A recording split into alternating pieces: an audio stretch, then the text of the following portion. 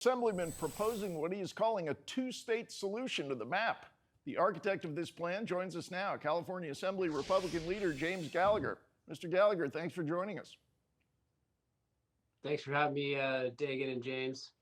So before we call you the senator from East California, you understand that this plan to split the state in two, north to south, or east and west, excuse me, you understand it probably can't happen because you need the California legislature and the U.S. Congress to sign on, but you're making a point here.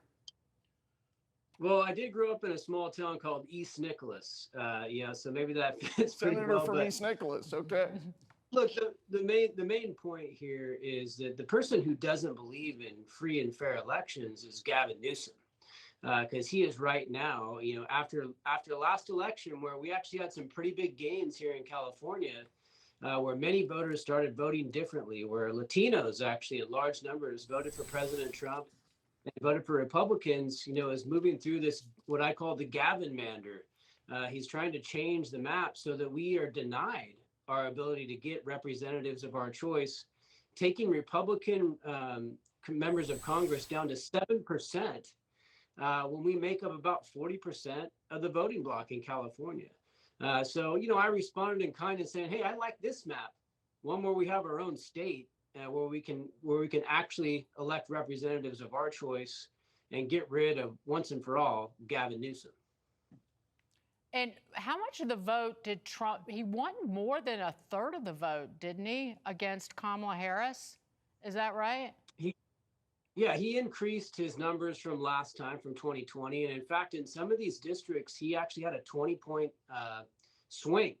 So in Imperial County, for example, a very highly Latino county in the southern part of California, Biden won that in 2020. Trump won it, and it was a 20-point swing in his favor. We actually picked up a seat down there in the state assembly as well.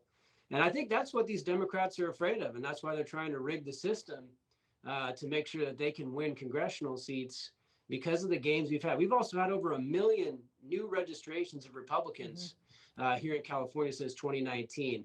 I think that's what Gavin's really afraid of. Right. It was 38% he won last year.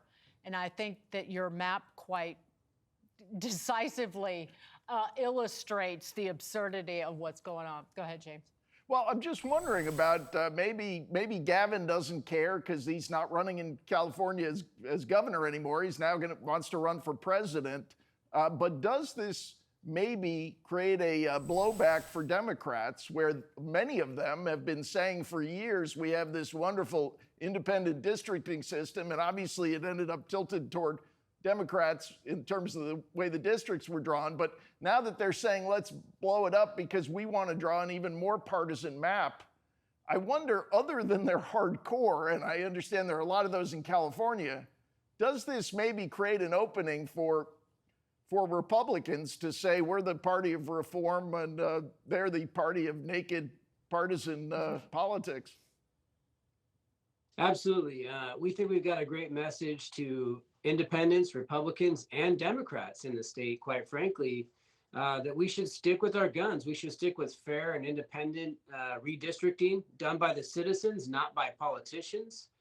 And we've, already, I feel like that message is really resonating. We've seen polling that shows that they want to keep the citizen-led redistricting that we have in California. So we think that when we go to the ballot, when we get that message out to voters, we will be victorious and ultimately shut down Gavin Newsom's presidential ambitions, because that's what it's really about for him. James Gallagher, terrific to see you, sir. Thank you.